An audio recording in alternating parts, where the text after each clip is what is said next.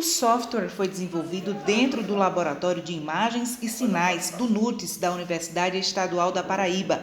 A ideia dos pesquisadores é que a partir dele fique mais fácil fazer o diagnóstico dos pacientes e a diferenciação entre os tipos de acidente vascular cerebral, o AVC. Essa pesquisa, ela iniciou-se com a definição de um trabalho de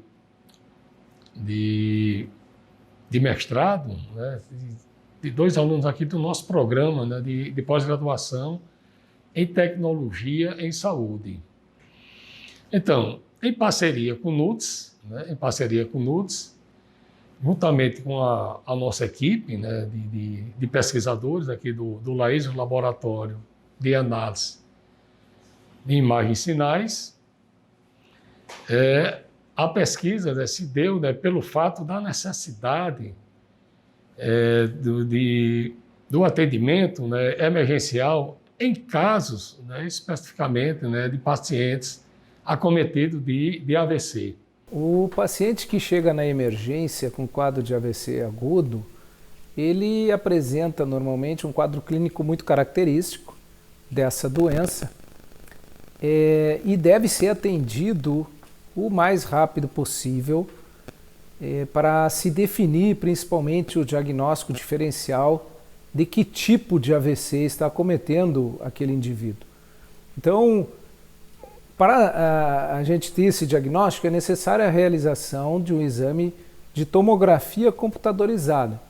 Esse exame ele é feito em todos os pacientes que têm um quadro de AVC agudo, deve ser feito, e basicamente serve para fazer a diferença entre o AVC isquêmico, que é um quadro que ocorre por uma obstrução na circulação cerebral, do AVC hemorrágico, que é o quadro que acontece pela ruptura de um vaso arterial dentro do cérebro com extravasamento do sangue dentro do tecido cerebral.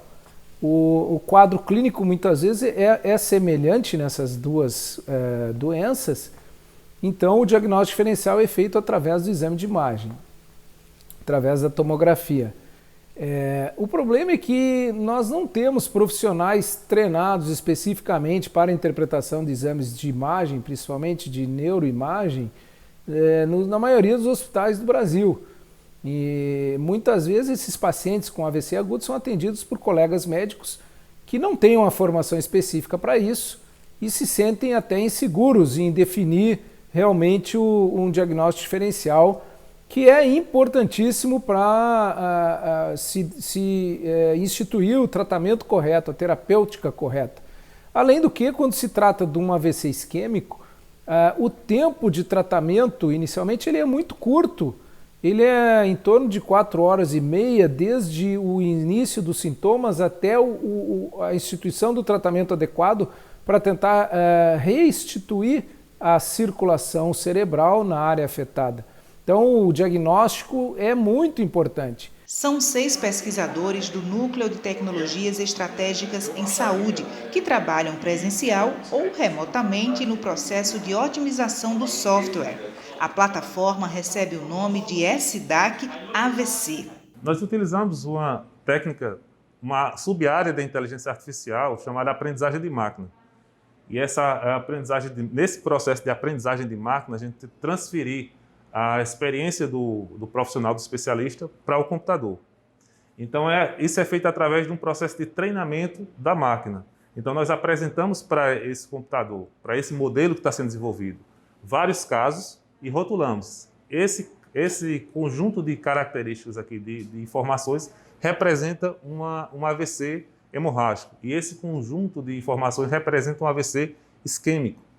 Então, a máquina começa a partir desses padrões, destas informações, ela começa a aprender. Então, é dessa forma que é feita a transferência de conhecimento, digamos assim, de experiência do especialista para o computador.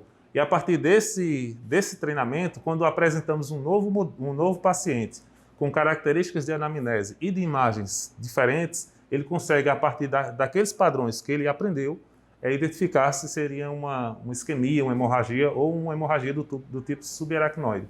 Assim, é interessante ressaltar que nessa pesquisa participaram em torno de 400 pacientes, dos quais se gerou, né, uma base de dados, né, de imagens em torno de 16 mil imagens.